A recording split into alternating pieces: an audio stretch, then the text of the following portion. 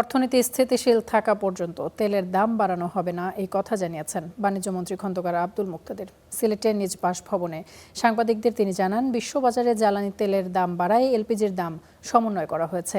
এদিকে বিভিন্ন দেশ থেকে তেল গ্যাস আমদানির প্রক্রিয়া চলছে বলে জানিয়েছেন অর্থমন্ত্রী আমির খসরু মাহমুদ চৌধুরী। ফিলিং স্টেশনে এই দীর্ঘ সারি সকাল থেকে সন্ধ্যা, মধ্যরাত থেকে ভোর। এতে একদিকে যেমন নষ্ট হচ্ছে কর্মঘণ্টা, অন্যদিকে আর্থিকভাবে ক্ষতির মুখে মানুষ। সরকার নানাভাবে উদ্যোগ নিলেও কাটছে না সংকট। এরই মধ্যে সমন্বয় করা হয়েছে এলপিজির দাম। সিলেটে নিজ বাসভবনে সাংবাদিকদের বাণিজ্যমন্ত্রী জানান, দেশের অর্থনীতি স্থিতিশীল থাকা পর্যন্ত বাড়বে না তেলের দাম।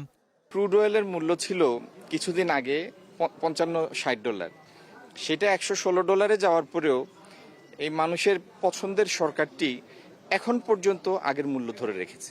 উদ্দেশ্য একটাই, এই মূল্য বৃদ্ধির কারণে যেন মানুষ কষ্ট না পায় সেজন্য।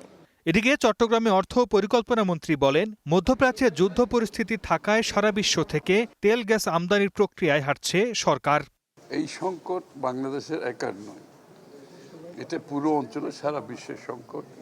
বিশেষ করে ওই অঞ্চল থেকে তেলবাহী জাহাজগুলো আছে এবং তাদের ওখান থেকে তেল গ্যাস, প্রায় বিশেষ করে বাংলাদেশে অধিকাংশ তেল গ্যাস ওখান থেকে আসে। সুতরাং ওখানে যুদ্ধের অর্থ হলো আমাদের সাপ্লাই চেইন ওখান থেকে অনেকটা বন্ধ হয়ে যাওয়ার মতো।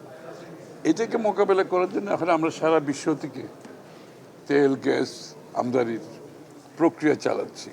উচ্চ মূল্যে জ্বালানি কিনে সরকার রাষ্ট্রীয় কোষাগার শেষ করতে চায় না বলেও জানান অর্থমন্ত্রী। তেলের দাম বাড়লে ফার্টিলাইজারের দাম বাড়বে, খাদ্যপণ্যের দাম বাড়বে, মূল্যস্ফীতিতে তো প্রভাব পড়বে। সর্দার মোহাম্মদ আরিফ, স্টার নিউজ।